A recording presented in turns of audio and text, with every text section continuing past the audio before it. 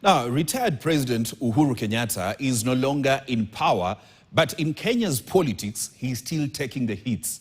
From parliament to political rallies, his name keeps popping, whether real or imagined.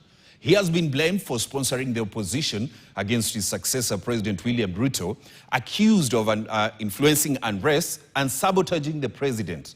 But why is the retired president in the middle of the current political storm? Is it because he has refused to relinquish his position as Jubilee Party leader, or is it because he's just a punching bag? Grace Nganga interrogates. He left office, went quiet, but his name refuses to leave the headlines. Retired President Uhuru Kenyatta is now at the center of a political storm, accused, blamed, and repeatedly dragged into battles he is no longer officially part of. Uhuru anapanga na masarogates kusumbua mheshimiwa William Ruto aje agenda yake ya development aingilie siasa ya upuzi. Tutaki retired president ama anybody ambaye ameenda retire aanze kuleta confusion katika inji mzima ya Kenya. Sijui hii chuki uko naye kwa moyo wako kati ya Rais William Ruto na serikali ya Rais William Ruto. Tunataka ukome kutoa hiyo pesa kufund hiyo activities ya linda mwananchi. Even after stepping away from active politics in 2022, his name continues to feature in heated political exchanges, especially among leaders allied to the Kenya Kwanza administration led by President William Ruto. It is very foolish for anyone to imagine that you will follow a retired person and succeed. Ile kitu ninajua inakusumbua kichwa sana ni kama ndoto. Ukiona ile vitu William Ruto anafanya ni ile vitu ilikuwa kwa manifesto yenu zamani. Huyu President Ruto alikufanyanga makosa gani? Tueleze tu tuelewe.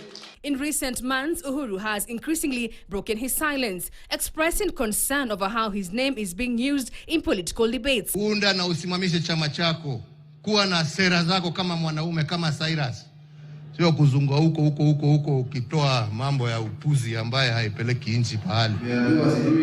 Kila saa mtu akishindwa njia ya kufanya kitu yake. Sijui serikali iliyopita hata kesho yake mtasema hata watoto wakikataa kama mama akikataa kuzaa.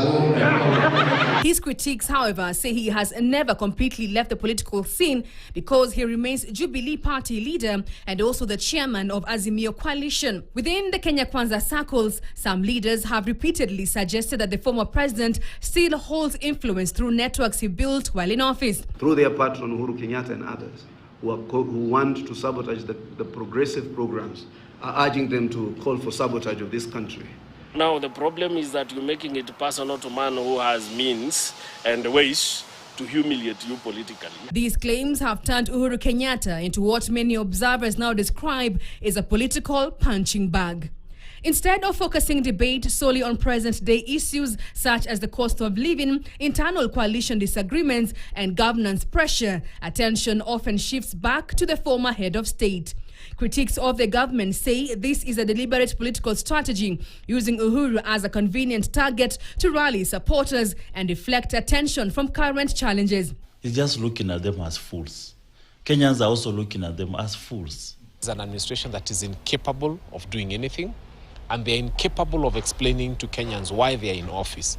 So they keep blaming Uhuru Kenyatta for the mistakes and the problems that they are going through. What stands out is the contrast. Uhuru Kenyatta is no longer in office, but in Kenya's political arena.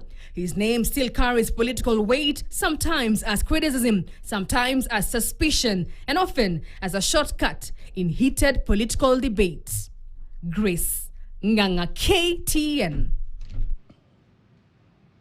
A major crackdown by police in Nairobi has led to the recovery of over